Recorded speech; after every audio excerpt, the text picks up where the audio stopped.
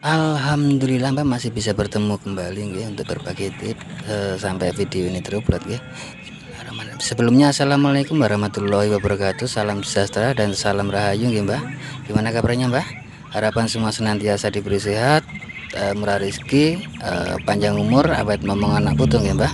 Dan buat Mbak semua yang mungkin lagi menjalankan rutinitas hari ini, mudah-mudahan berjalan dengan lancar nggih. Dan mungkin ada yang lagi sakit, harapan saya mudah-mudahan lekas sembuh dan bisa berkumpul kembali dengan keluarga dan bisa menjalankan rutinitas yang mungkin tertunda ya Mbak. Amin amin ya robbal alamin.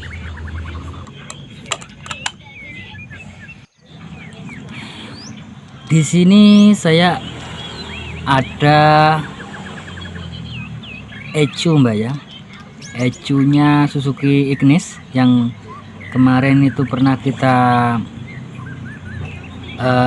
cek untuk sensor pedalnya ya. Setelah melakukan diagnosa, alhasil itu ada 5 sensor di bagian dekat throttle itu yang bermasalah. Tidak mendeteksi ECU Mbak ya untuk diagnosis yang biasa itu.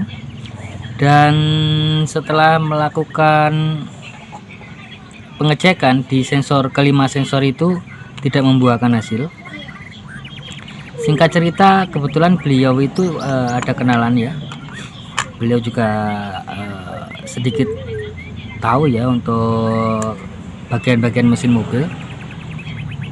Yang mana yang punya mobil ini kebetulan punya kenalan gitu. Setelah cek menggunakan alat khusus untuk Suzuki Ignis ya, itu dan melakukan clear itu di 5 sensor itu yang di dekat throttle itu tidak ada masalah dan merujuk kerusakan di bagian ECU. Setelah melakukan pembongkaran, ECU ini rupanya kena air Mbak, kena air. ECU ini kena air, mungkin saya tidak tahu kronologisnya bagaimana. Kena air, bisa dilihat ya gambarnya ada di seperti berikut. Dan saya perhatikan setelah kita bersihkan wadahnya seperti ini Mbak ya. Setelah dibersihkan dan melakukan pengecekan, ada komponen yang komponen resistor yang kayaknya mati Mbak ya, dan jalurnya ada yang putus. Oke Mbak, kita coba cek kembali ya.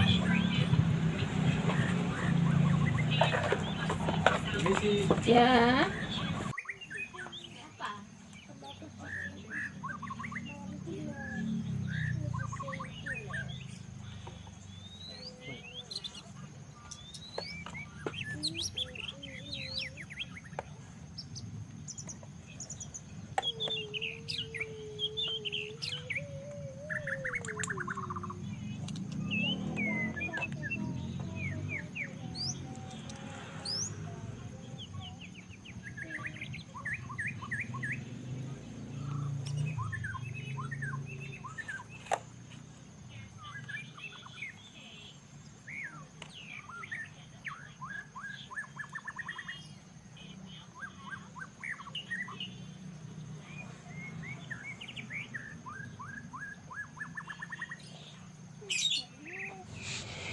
Oke Mbak, setelah mencari setelah melakukan pengecekan, ada 5 resistor yang mungkin korosi ya atau bagaimana, yang jelas jalurnya tidak nyambung, dan ada jalur yang ke IC itu yang putus.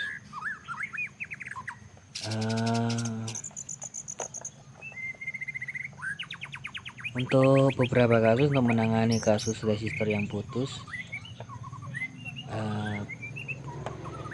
untuk mengukurnya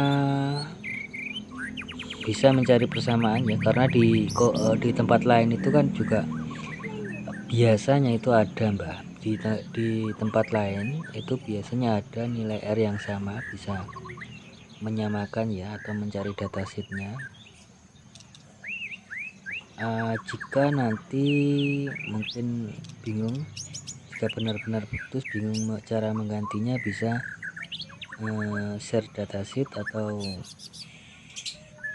kita bisa mengganti dengan nilai R. Kalau tidak ada ya minimal mendekati sama Mbah, kira-kira seperti itu untuk cara mengatasi RSMD begini ya. Karena apa, memang tidak bisa dipungkiri untuk RSMD ini kalau kita mau cari yang sama persis itu susah, kira-kira seperti itu.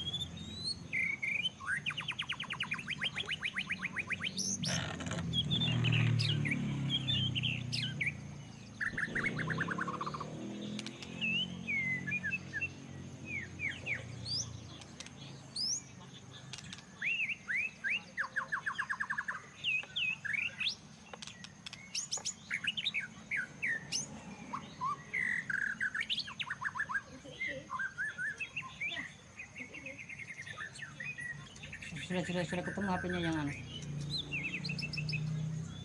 Cari nomor HP-nya saja.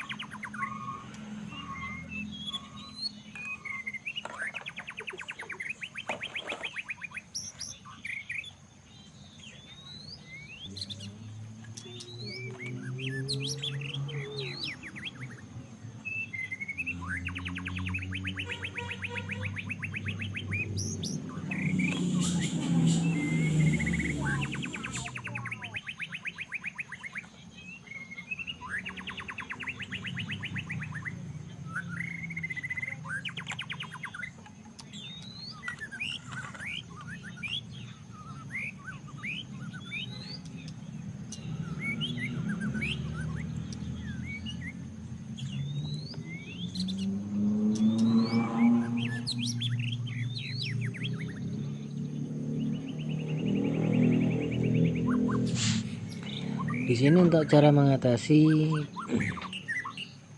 bisa kita coba menambahkan timah di sisi kanan dan kiri bagian R yang putus, atau bisa menggantinya. Dan selain cara seperti ini tadi untuk kasus yang R putus itu bisa dengan melepas terlebih dahulu R-nya dan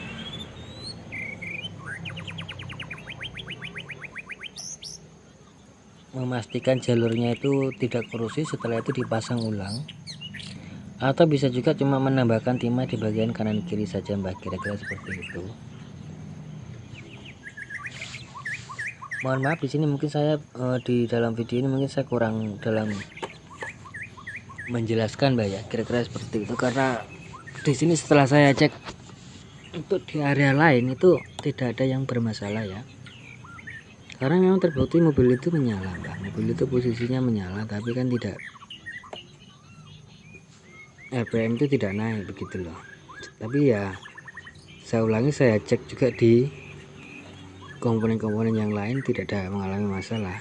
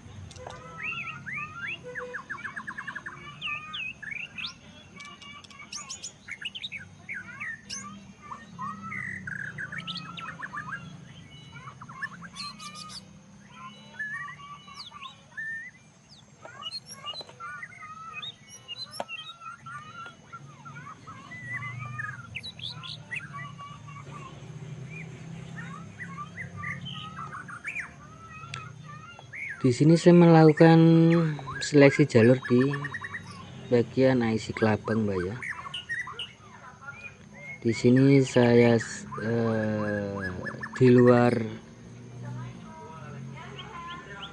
video tadi sempat saya blower, Mbak ya. Saya blower sedikit karena setelah melakukan pengecekan di selain jalur yang putus itu rupanya walaupun timannya belum terlepas, itu jalurnya ada yang tidak nyambung, Mbak, efek dari kena korosi, Mbak ya. Kalau dilihat dengan mata telanjang mungkin sepintas nyambung, tapi setelah diukur tidak nyambung, Mbak ya.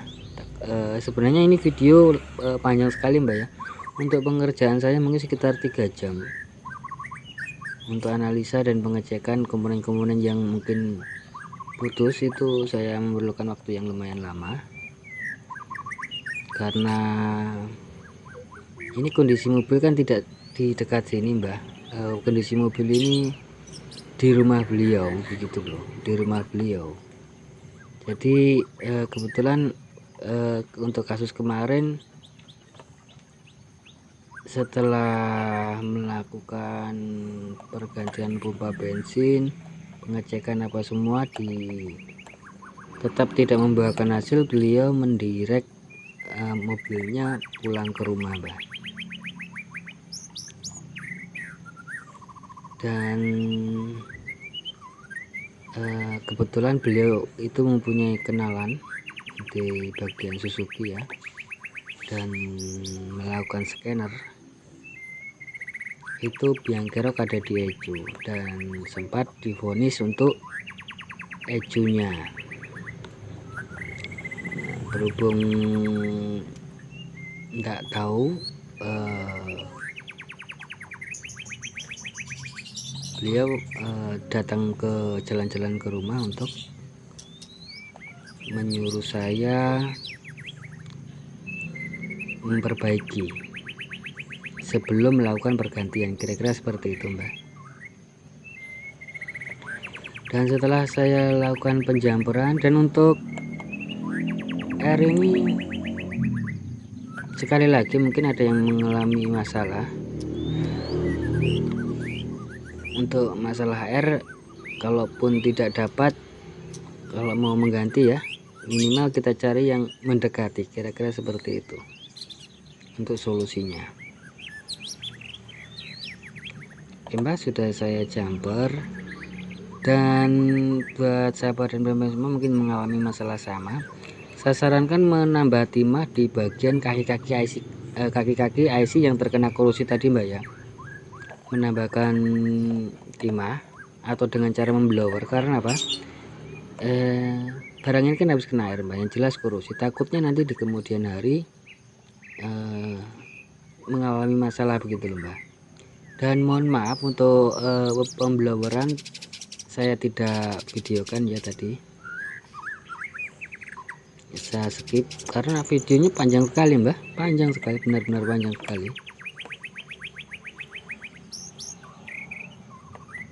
Di sini saya masih teliti lagi, saya teliti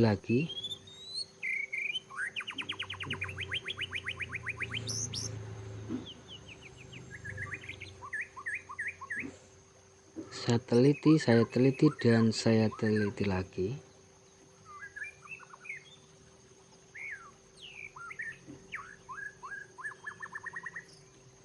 Itu Mbak ya, ada 5R yang bermasalah.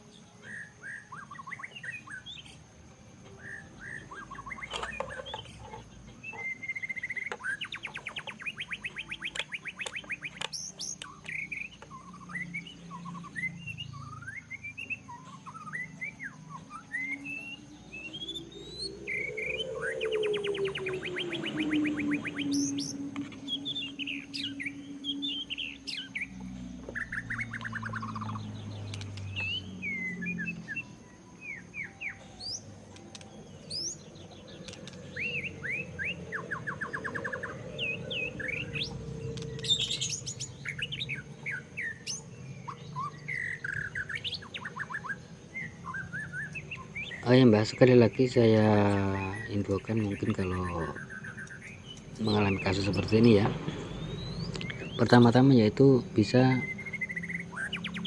jangan dulu mengganti air Mbak, bisa kita berikan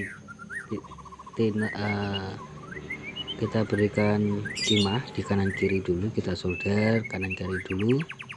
Nah setelah itu Mbak, tujuannya supaya apa?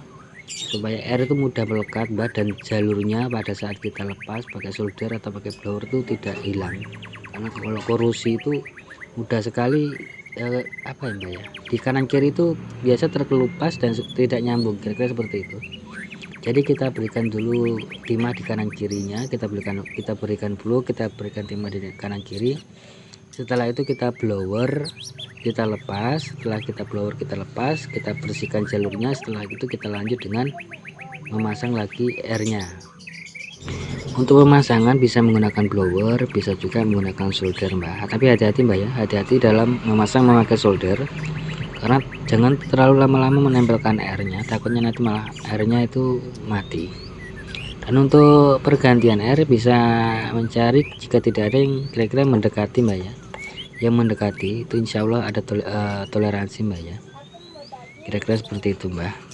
Dan singkat cerita, alhamdulillah berkat doa juga dari sahabat dan mbak semua di kolom komentar, saya diberi kemudahan untuk membenahi ecu ini tanpa melakukan pergantian ecu ya, karena tadi karena menurut info dari beliau sempat divonis ecunya yang kalah, dan alhamdulillah bisa diperbaiki ya tanpa melakukan pergantian ecu, dan mobil sudah bisa digas. Beliau jalan-jalan ke rumah, dites, alhamdulillah gas sudah tidak ada kendala. Kira-kira seperti itu Mbak untuk penyelesaiannya.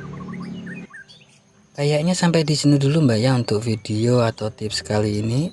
Jika ada salah kata mohon dimaafkan Mbak ya. Insya Allah nanti umur panjang bisa bertemu kembali dengan berbagi tips-tips terbaru tentunya Mbak ya. Oke Mbak, buat sahabat dan mbak-mbak semua jangan lupa bahagia, berbanyak dalam mengucap rasa syukur dan sedekah Mbak ya.